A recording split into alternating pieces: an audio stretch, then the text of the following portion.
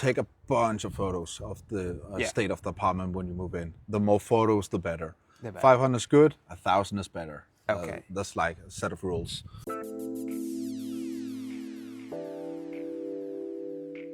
In Copenhagen, there will in 25 years be more than 100,000 more citizens here, like estimated, which makes housing a big problem for us.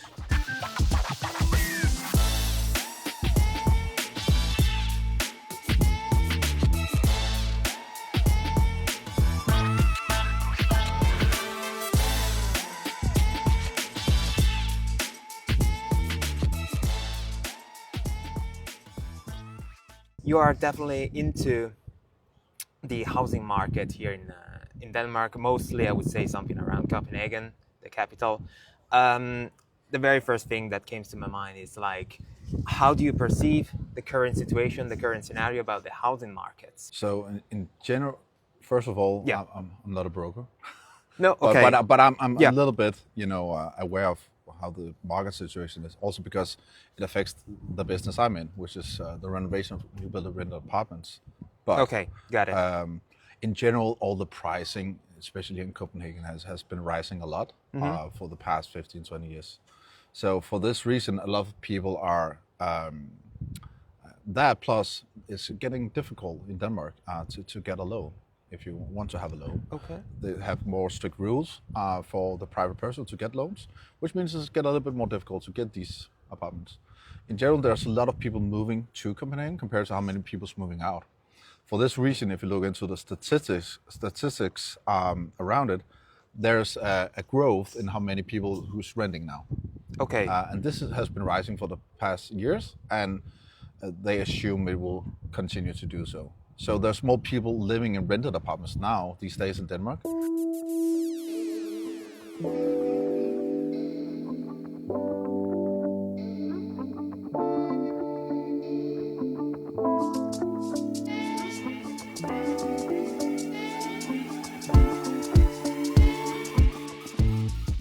Regarding the renting, let's say, what are the main aspect or key factor that you would like to start highlighting about this type of things? If you want to come here, if you want to settle down here as a... Yeah. So I've been doing this for over 5.5 years now. Okay. And my personal experience for this is that a lot of people, and it doesn't matter if you're foreign or if you're Danish, a lot of people, they don't know how strict the rules are when you have to move out of an apartment in Denmark. Okay, yeah. A lot of our customers for the past 5.5 years, a lot of them have been foreigners. A lot of them have told me about how it's been for them to be living in Canada, Belgium, Shanghai, and so on, all across the world. And all of them tells me, when we talk about it, of course, they tell me that actually it's been Denmark that's been like the worst to be living in as a tenant. Oh, okay. It's really good to be a tenant in Denmark when you are living here, but the day you want to move out, the law is not made for the tenant's sake. Okay. So the law around your maintenance as a tenant is definitely to the landlord's favor. Okay. So this is something well known. I mean, also from the government. So yeah. So it's the how government. Could it be that? It's the government who sets the rules. Okay. So in back before 2015 July, it was actually even worse than it is it is now. Back in this, it had to be newly renovated, these apartments, when you move out. And there was like this one case which actually changed the law, where a Danish guy, he rented an apartment, he got the keys for that apartment, he moved to England, and he decided to stay there because he got a job. Yeah. When he came back 2 months later, he hadn't touched anything in that apartment. He didn't do anything in that apartment. But the landlord still wanted to charge him for a fully newly renovated apartment, which hasn't been touched at all. And he was, by law, at that point, he was actually allowed to do that. And that cost was around 50,000-60,000 Danish kroner, which equals to around, I would say, around 9,000 euro. So because of that case, they changed the law. So it doesn't have to be newly renovated anymore. Yeah. It has to be the same condition as was when you moved in. So here you have a new issue, because a lot of all these, apartments that is needed in Denmark, and especially in Copenhagen, for everyone that's coming to Copenhagen. They can only rent similar to these apartments, which is newly built apartments, which is for renting. And you have to now, by the new law, you have to deliver apartment back in the same condition. Well, if it was new when you moved in, then it has to be new when you move out. So a lot of people, Danish, foreigners, it doesn't matter. They get a little bit confused about the law. That does it really need to be painted? Unfortunately, yes, it does.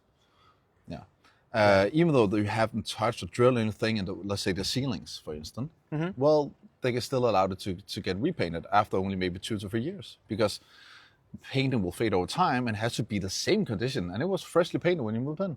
I spent 1 month here in Copenhagen. Most of the time, people start talking to me about the deposit. So you have to start paying in advance, more or less 3 months of deposit. Yeah. And the main problem is that probably those money you won't receive back in the future. There are some sort of struggles that could, I don't know, for whatever reason, the landlord starts, I don't know, maybe raising their hands and start saying, okay, you committed this, this, and this, and probably those money, I mean, you have to just say goodbye. Yeah. So what's the main things that you have to start looking for not losing those monies? What are the main red flags that you have to start looking? Or if you can, I don't know, maybe sometime just do something in advance for preventing you for losing those monies. So in our business, we what we do is we renovate apartments for the tenant. Okay. And if you had a family restaurant, you probably also have like a family recipe for the good sauce. So we also have the good family recipe for what to do before you move out, right? Okay. The main thing is actually when you move in, you need to do a really good report. Okay. Yeah. So we try to highlight some of the stuff that you need to do on our webpage, but in general, you need to deliver back in the same condition. So you need to know, as long as you put in furniture on the floor, the likelihood will be a little bit scratched. Therefore, your landlord can actually demand it to get resanded. The painting is that if there's anything on one wall, they can demand that entire wall to get repainted, because you paint from edge to edge, corner to corner. The cleaning part is like where you're in the worst position as a tenant. It just has to be clean when you move out. Okay. If it was clean when you moved in, of course. Yeah. So the more you can document about the condition of the apartment when you move in, and you have 14 days to do so, okay? Oh, okay. By law. The first 14 days, you can take all the photos you want. My biggest advice would be for everyone, it doesn't matter if you're going to live here in Denmark, take around 250 to 300 photos of the apartment. So if you can document how the apartment was when you moved in, you are a lot better position when you have to move out. Take a bunch of photos of the state of the apartment when you move in. The more photos, the better. 500 is good, 1,000 is better. Okay. That's like a set of rules. The other thing is, and you have to keep them. Yeah, keep them yourself. Actually, really important, because sometimes if you just upload them to the landlord's webpage or whatever they have, I have also experienced that business or whatever they use to hold these photos, they go bankruptcy or whatever, or they don't have a cooperation with them, and then all the photos are just lost. Yeah, right? Got it. So just keep them yourself, upload them to Dropbox, Google Drive, whatever. Hold them on your phone if possible, because then your landlord cannot come the day you have to move out and say, well, that then here on the kitchen counter, that then there on the door. Well, yeah, if you have the photos of that, then you're all good. Yeah, so that's definitely the best thing you can do, because you're not supposed to deliver back in a better condition. You're supposed to deliver your apartment back in the same condition. Yeah. When you get the apartment, you do a move-in inspection. This is the day you get the keys for the apartment. And then you do what's called a move-in report. The move-in report list that one is just stated how the apartment's condition is when you're moving in. So after that move-in report, you as a tenant have 14 days to file in any fault and mistakes you can find in the apartment. A lot of people are actually looking for the wrong things, in my opinion, because the most costful when you have to move out, that would be the painting job. The second most costful part of the services that you need to do, that would be the floor sanding, and the cheapest one is actually the cleaning. So it's a good thing to look for everything, but in general, you just have to look to see if all the holes for the previous tenant have those been closed correctly. If you don't take photos of that, then by law, it is you who made that when the day you have to move out. And then you're going to pay for that. So the law is defined as two things called the inside maintainment, which is the tenant's maintainment, and the outside maintainment, which is the landlord's maintainment. Okay, yeah. So the inside maintainment is pretty standard. This is the sanding and lacquering of wooden floors, painting of paintable surfaces, and the cleaning. This is the inside maintainment, tenant's maintainment. Everything else you have in the apartment, you have a tight kitchen area, you have windows, balconies, radiators, ventilation, bathroom, inside doors, built-in cabinets, and so on. On those items, you as a tenant can do some wear and some tear. But here you have the big gray area in the law. Because when there's a small dent on your kitchen cabinet or on the door, when is that normal wear and tear? And when is that damage? So an inside door replacement of that would be around, let me try to translate this to euro, approximately around 250 to 300 euro.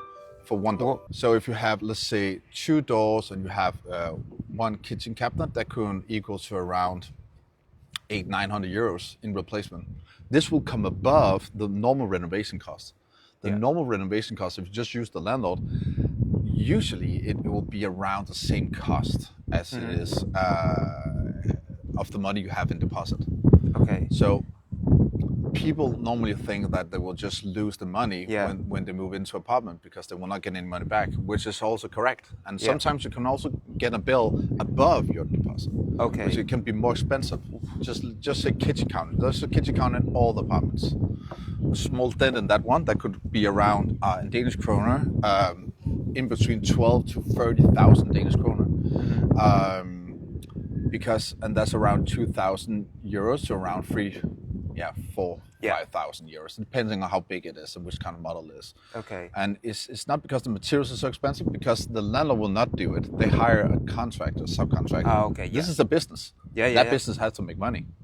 So they will come and replace that kitchen counter, and of course they need to make those money. So that's the reason it gets so costful. Okay, this is something that it's covered by the law in some terms, but there are something that, I don't know, for whatever reason, you can call it like landlord, or they try to do any sort of scams or whatever. Do you heard any sort of stories in that way? Yeah, so where we're sitting now here is in Frederiksbrygge, which is new built and rented apartments. One of the biggest administration companies in Denmark. They administrate these apartments. You shouldn't be so worried about those guys. So not if you have to move in, but yes, there has been Danish documentaries about people scamming, especially foreigners, also Danish people, for the deposit, which means they probably just rent an Airbnb apartment. What they do is they make a fake contract, a lease contract, and people are super hungry to get those good apartments, especially not the new builder, but the older ones, which is also a little bit cheaper in the wind. So landlords I've been spoken with, they get around maybe 200 to 400 inquiries for one apartment within 24 hours. If it's a good price, or good located. So people are super hungry to get those apartments. They would do almost anything for that. So, but what I've heard of is that they just pressure you to send the deposit, and they probably will give you a lease contract as well and all that. But basically they don't own that apartment. So they just take that money and they just say bye-bye. And then you stand with a lot of money out. Sometimes we're talking 40,000, 50,000 Danish kroner. If someone may want to look for an apartment, what are the places, websites, or a portal, or whatever that you have to follow? Let's talk about the places that's not good to go to. Good. Yeah. So I would definitely say Facebook pages. Facebook pages are usually all of them. You mean? Not all of them, but you just really have to look for the red flags. Okay. I can't be specific about which kind of red flags because I haven't really done it myself. So this is only some knowledge I have gained through word of mouth and through these documentaries I've seen. But if you go to www.findapartment.dk, but just in Danish, it's called findbolig.dk. Okay. So this is actually DS, which is the biggest administration company. They made this webpage. So Okay. they have a lot of different. And if you just go to these Balder, Heimstaden, those sort of web pages, they have all these buttons. You shouldn't be, worried about getting scammed in any of those. Okay. But it's just as long as it's like private person or landlords that maybe only have 1, 2, 3, 4, 10 apartments for renting. Yeah, got it. I would have, I would definitely look for the red flags and be 100% sure not to proceed a little bit too fast, so you can risk to lose your money.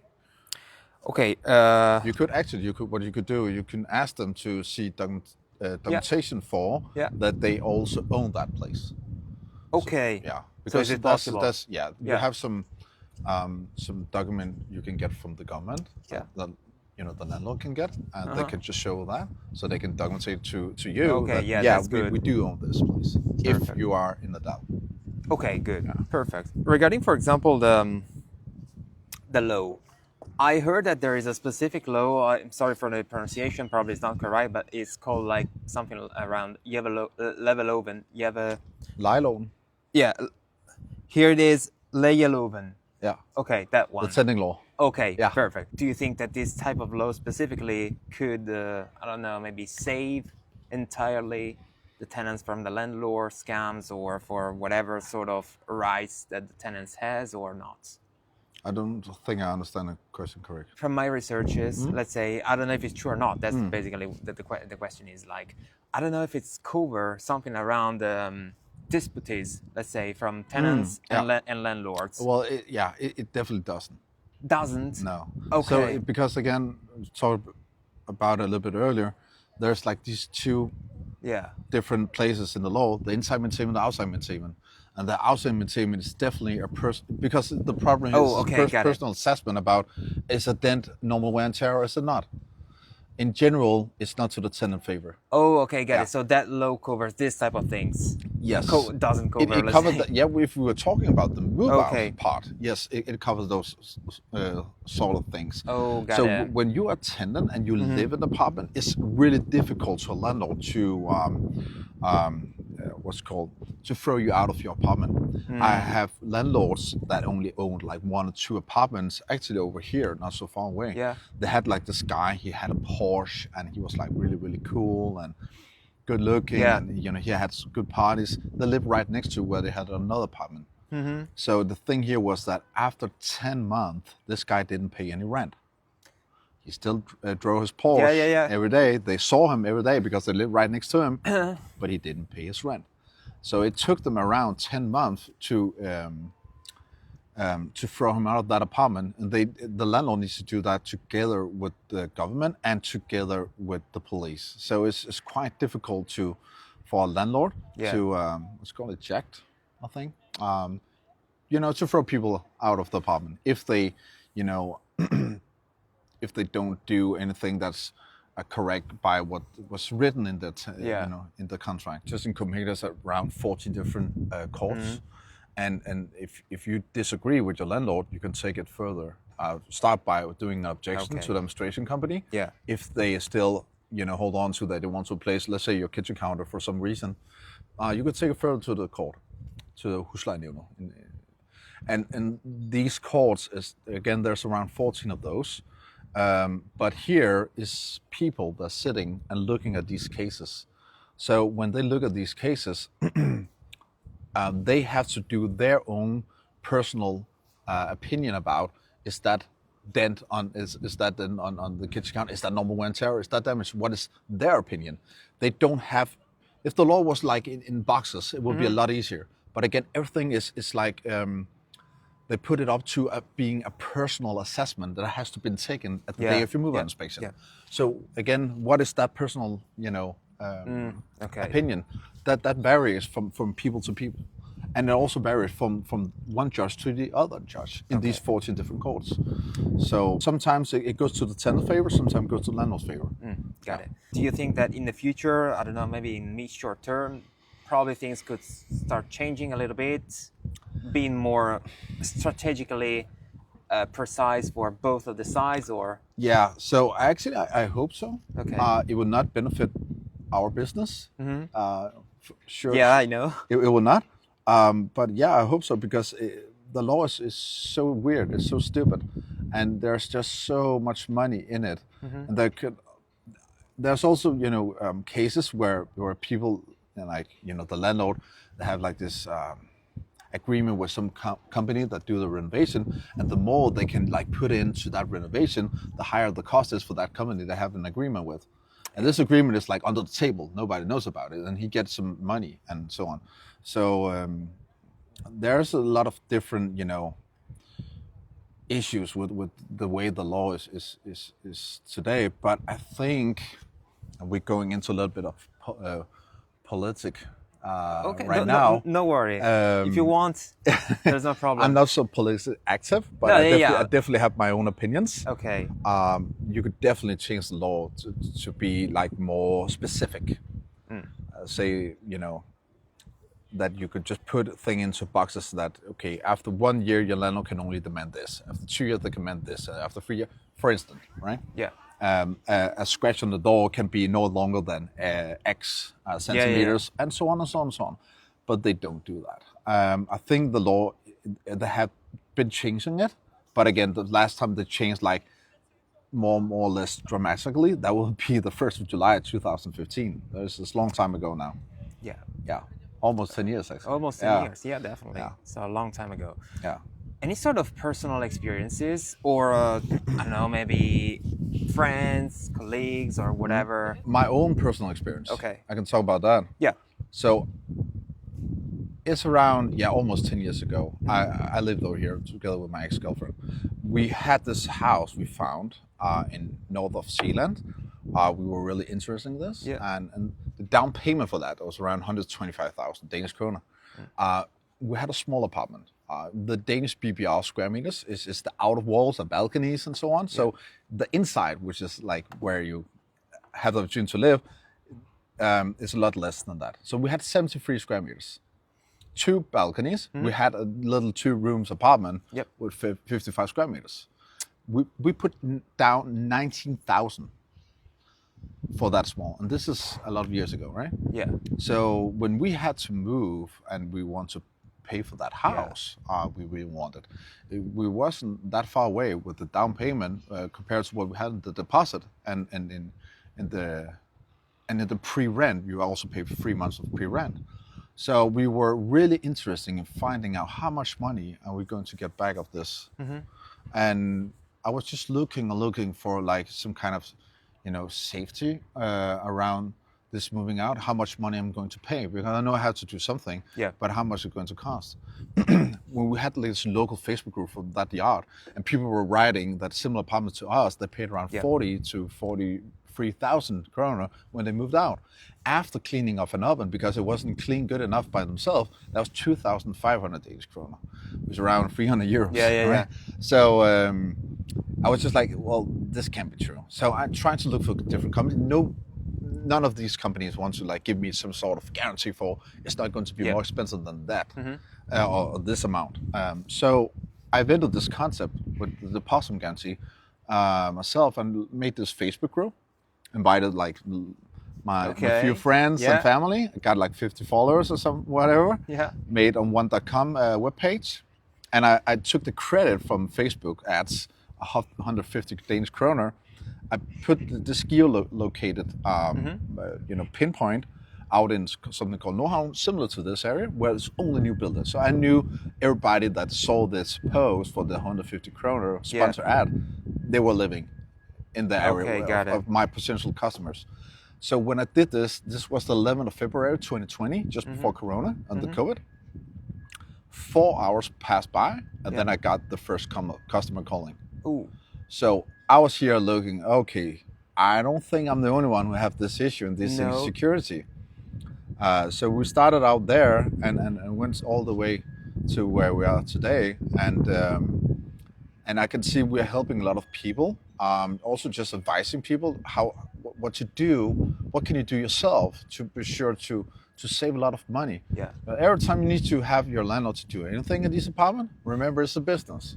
And that business has to make money. It'll be a lot more expensive having them to do it than doing it yourself.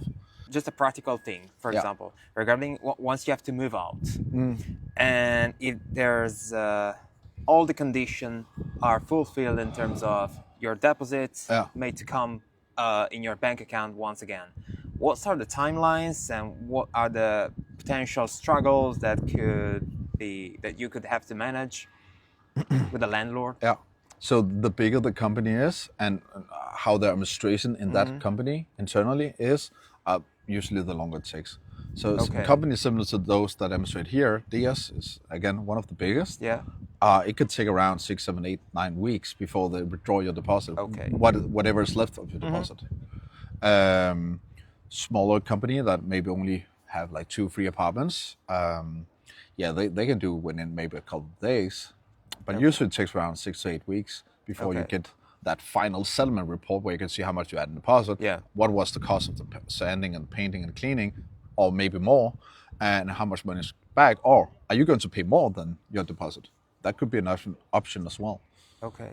What's a specific period once someone that wants to move out from an apartment should start to, I don't know, maybe contact your service? So what's the best timeline? Just as long as you know when you're going to move. Okay. You have the month out plus 3 month notice. Yeah. So as soon as you know when you're going to move, you can just reach out. We always have free advisors in our business. So we are advising people the best way we can, the best way possible. We don't charge anything for that, no matter if you're a customer or not.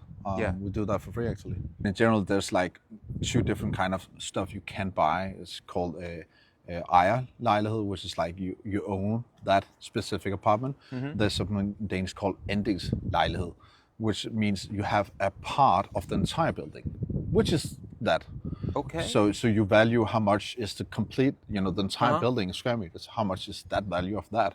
And then if you say you have 100 square meters of 1,000, then how much is the total value of that 1,000? Because you have then 1/10 part of that total amount. But here you own it together with everyone else. So everyone needs to agree on something. And this is the kind of apartments that is like the cheapest ones to get, but definitely also the most hard ones to get. Okay. And I had one of those apartments back in the days in Nørrebro, which was really good. It was actually a rented apartment where the business that owned it, they went bankruptcy. And then there's a law in Denmark that says if 60% or more of the tenants wants to create this andel, then they can do so. So everybody took a loan for that small amount we had to put down for the down payment, and the rest of the loan we took together. To create this andels forening, as it's called. I was searching for another thing that came to my mind. I don't know if it's something relatable or not, but I read something around that. Okay, I didn't find it, but like for the new type of building or whatever, so for new apartments, there could be, or I don't know if there's already be, something around the legislation or a law or whatever that tells that 25% of the new apartment in a building should be a little bit cheaper. So it's true. So you can tell me more about it. I'm not so much into that area, but it's when the building similar to this one in the background. There's just like a law to that company building that at 25% of that has to be. I'm not sure what the translation is from Danish to English, but it has in Danish called Almene, which means it's still rented apartments, but just a really, really low cost compared to the apartment next door. And I think they are supposed to do so. Take 25% of that those apartments, and make them to Almene rented apartments. Often it's also the government that has maybe like families and so on, where it's a little bit, let's say the family has a kind of struggle, or there's a dad who just turned out to be single for some reason, and he has 2 children, but he really needs a place to live. Well, here the government will help you, and they have the opportunity to put them into apartment similar to that. The rest of them just go out for renting, but they're super difficult to get into. There's a lot more businesses that have these almene lejeboliger, which is let's call them the cheap ones, right? Yeah. For the rented apartments.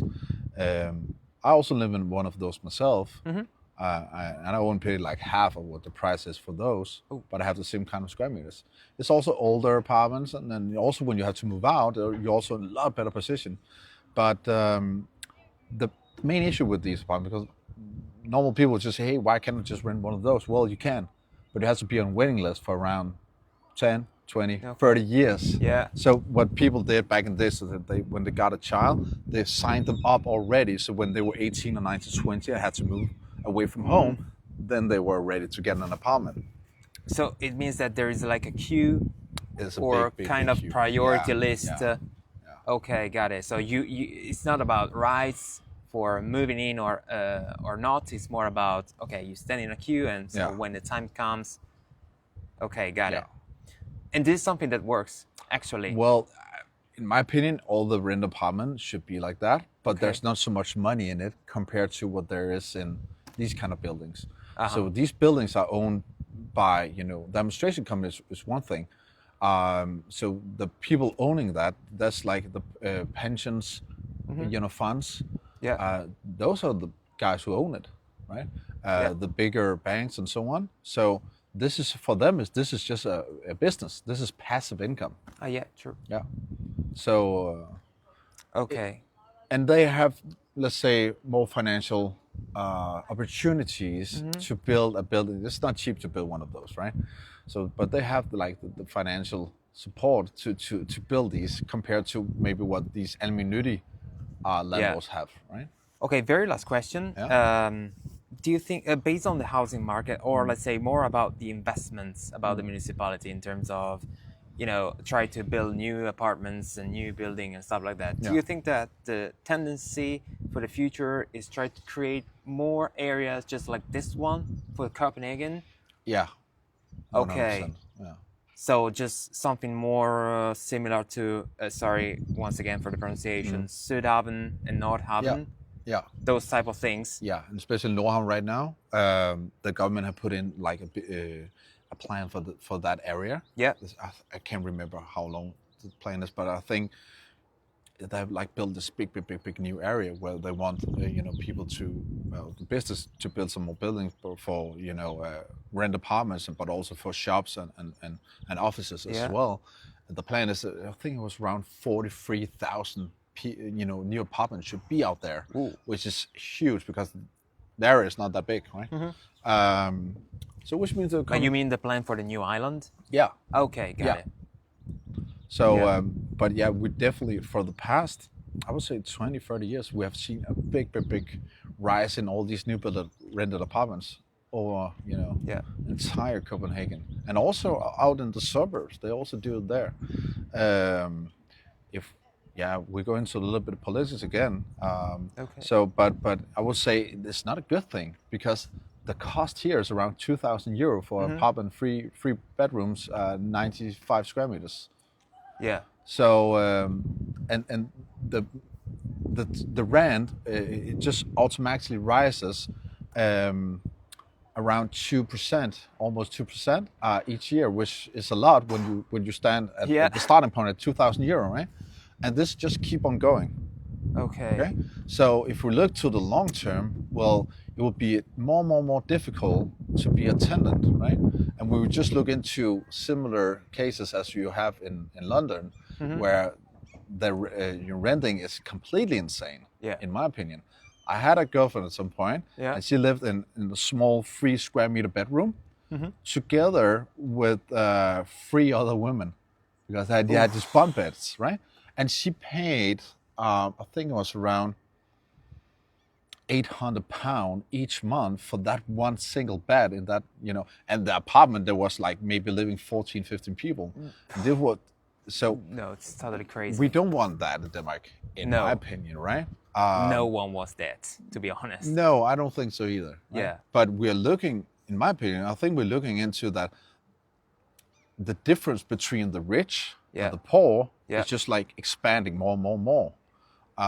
If you look into America and the way it is over there, where it just like have really expand, the main issue is being rich. You can't walk around in the streets because you get, probably would get robbed, right? Yeah. Luckily, we don't really have that here in Denmark. It's No, like definitely. really rare that this happens. But I think over time, if you continue to do this, I think it will not be a good, it will not be a good environment. Mm-hmm. Of course, not for the poor people, but definitely also not for the rich people and those in between. I think we need to find a good balance for this. And I think the government should go in and say, well, we need to stop that renting going up at some point, because the pricing for that, renting here for the landlords, they can almost put it as they want. Yeah. So if they can have people paying it, they can charge it. Yeah. I think there should be some more government restriction regarding this, just to ensure that we will not have this big, span of from the rich to the poor, and just not making the poor even more poor.